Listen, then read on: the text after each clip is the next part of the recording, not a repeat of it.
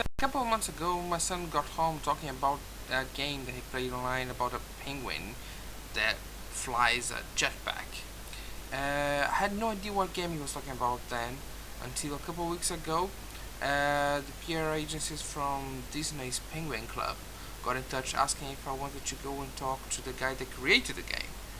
And I said, well, hell yeah, especially after they offered us to go to Fortnum and Mason's to have some very, very exquisite ice cream on the process. So we went there on last Wednesday and met up with another few bloggers there. And those are the very intelligent questions we got. It's a good question. There's a couple reasons. Number one, in the early days they were easier to animate when we were still experimenting and we weren't really sure kind of what we were going to do, which is the practical answer. But also when we were evaluating kind of which,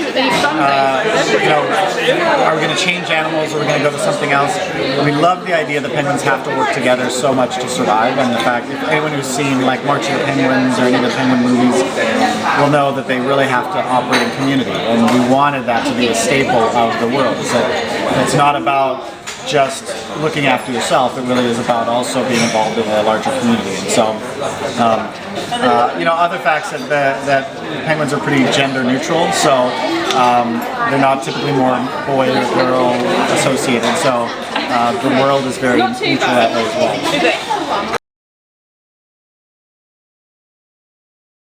Well, there's a few things. Number one, it is, it's very social in that one of the things when we looked at a lot of other games for kids, we found that many of them were isolating. They were kind of single-player experiences where you go into a web page or something and you play a mini game, but it kind of is detached from the rest of the world. We wanted something that was inherently social and that took advantage of the web in that way. At the same time, we needed a significant element of safety in order to do that. And that's one of the areas we're probably most proud of, because not only do we have some pretty sophisticated filtering technologies in terms of whitelist filtering and other things, but we also have an incredible team of moderators who works very hard to keep the site safe. And that's something I can say I've yet to come across any other kids properties that have the amount of safety personnel and moderators that we do, located all over the world. In fact, one of the reasons I'm here in Brighton, or here in London I should say, is because we have a team down in Brighton of close to 40 people who are dedicated to the safety and management of the world for the players in the UK here, and are working actively to keep it safe. So, and I think other elements include like the involvement that we have the kids have in the creative process. We work really hard to keep them and keep their ideas at the forefront of what we're doing. So it's not just our creation that's going out there, it really is the whole community that's investing in the creativity of the world and the experience. So I don't know, those are a couple I can think of. It's a little difficult because I don't play a lot of the other games that are out there. I'll kind of spend a little bit of time, but I typically don't spend a great deal of time kind of comparing what we're doing or what these people are doing or what's going on over here.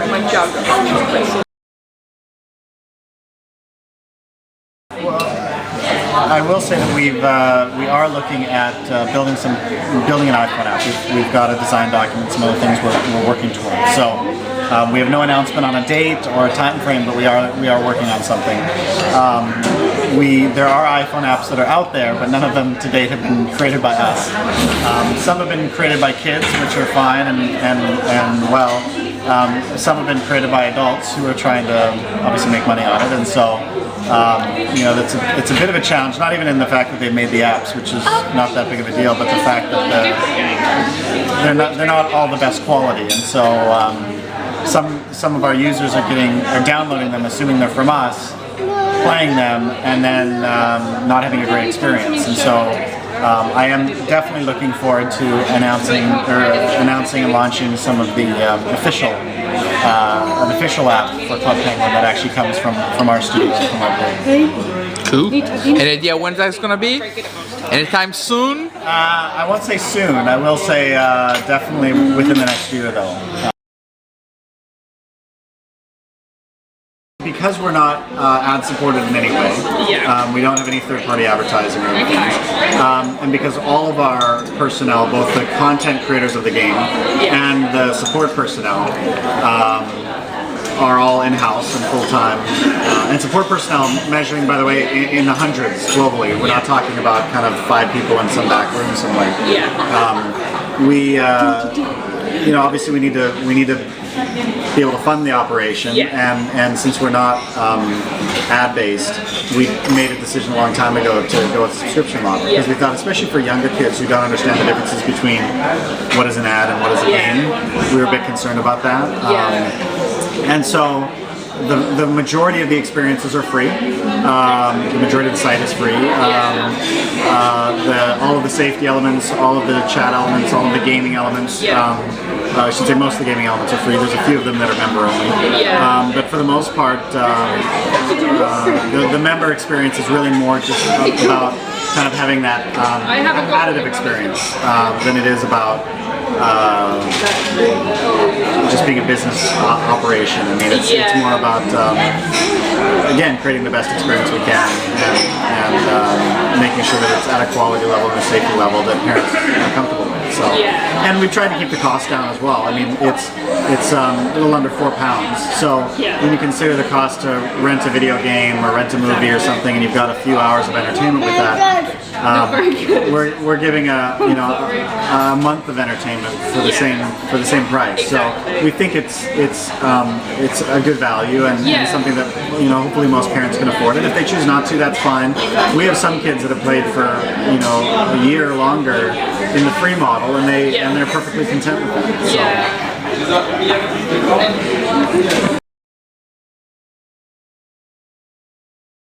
Well, yeah,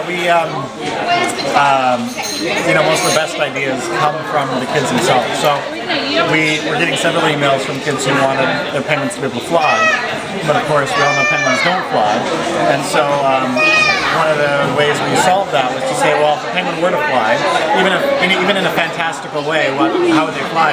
Of course, they would wear jetpacks. And so it's an example of how kids are the largest kind of source of creativity that we have in the process of creating the world. So most of the ideas in that come from the kids themselves, though? Oh, absolutely. Absolutely. In fact, it's one of the things we have to work really hard to make sure that we're listening and receptive, but we almost see ourselves as more facilitators of their world rather than creators of it, because usually they're the ones sending in the ideas and we simply bring that idea to life and then give it back to them, and they're able to enjoy it and play with it and all of that. So it's pretty fun that way. And why does the fuel end? Obviously, like every game, any good game has different challenges and different elements. So from a game engine and a gameplay perspective, you need to have some challenge to it. If you just had infinite fuel, it wouldn't be very fun, because it wouldn't be very challenging. So that's one element of it. But the other element is, as much as Club Penguin is about kind of fantasy and all sorts of crazy things, colorful penguins and everything else, we do like to have an element of it being grounded in reality, and that's important for a lot of reasons. In the same way that a penguin needs a jetpack in order to fly, because penguins can't fly in real life. We all know penguins can't fly, but I'm sure they can fly a jetpack or something. That kind of a thing. That as crazy as it is and as wacky as it is, we always want to have some element of reality to it as well. Different people have different strategies and things out there. There's many kids who can get more coins than I can even in the games, which is impressive, because I've been playing them for a while. Right. But of course, it really depends. There's such a variety of games. It's really about finding the game that you're best at, and then being able to store a lot of coins that way. I mean, some games will give away a little bit more coins than others, but it just depends on really finding the game you're best at and then being able to earn quite quickly if you're good at it. What's going to happen now?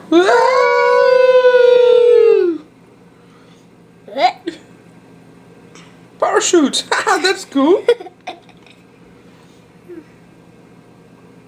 And cut! You did press the button. I don't know how to stop it. Jeez, you don't really, do you?